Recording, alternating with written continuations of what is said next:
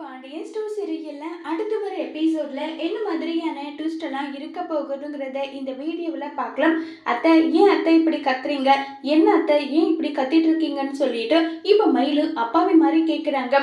உடனே கோமதி, ஏண்டி எவ்வளோ தைரியம் இருந்தா என் பையனை பற்றி என்கிட்ட எந்த கேவலமா பேசியிருப்ப? என் பையன் எல்லாம் உண்மைன்னு சொல்லிட்டான். இந்த அளவுக்கு கேவலமா பொய் சொல்றவ என் வீட்டு மருமகளான்னு சொல்றாங்க. அத்தை, உங்க பையன் சொன்னதும் உடனே நீங்க அதை நம்பிட்டீங்களா? நான் கூட உங்ககிட்ட சொன்னனே, அதை நீங்க நம்பாம இருந்தாதான் ஆச்சரியம். இங்க பாருங்க அத்தை, உங்க பையனுக்கு என்னை விட வேற யாரையும் பிடிச்சிருக்கு. அதனாலதான் என்கிட்ட இல்லாத போய் எல்லாமே சொல்லி இப்படி எல்லாம் பண்ணிட்டு இருக்காங்க. நான் கூட உங்ககிட்ட சொன்னேன் இல்லாத, உங்க பையன் என் மேல எப்படிப்பட்ட பழியனாலும் தூக்கி போடுவாங்க, அதை எல்லாமே நீங்க பாத்துக்கோங்கன்னு சொன்னேன். அதே மாதிரி பாத்தீங்களா, நான் வேலை பார்த்ததுல இருந்து எல்லா விஷயத்தையுமே இவர் எப்படி வந்து மாத்தி சொல்லியிருக்காருன்னு சொல்லி இப்ப மயிலும் ஒரு பக்கம் டிராமா பண்றாங்க.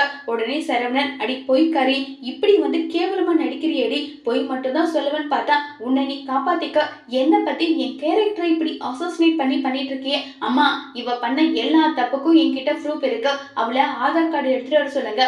அதுலயே அவ வயசு வித்தியாசம் தெரிஞ்சிடும். அதே மாதிரி அவ எந்த ஹோட்டல்ல வேலை பார்த்தாலும் அந்த ஹோட்டலுக்கு நான் கூட்டிட்டு போறேன். அப்ப உண்மை தெரியும் இல்ல?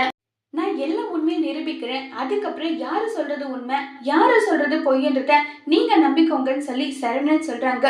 சரவணன் சொல்றத கேட்டு கோமதி மயிலு செஞ்ச வேலை இடத்துக்கெல்லாம் கிளம்பி போவாங்களா இல்லையாங்கிறத வரப்போற எபிசோட்ல வெயிட் பண்ணி பார்க்கலாம். தேங்க்யூ.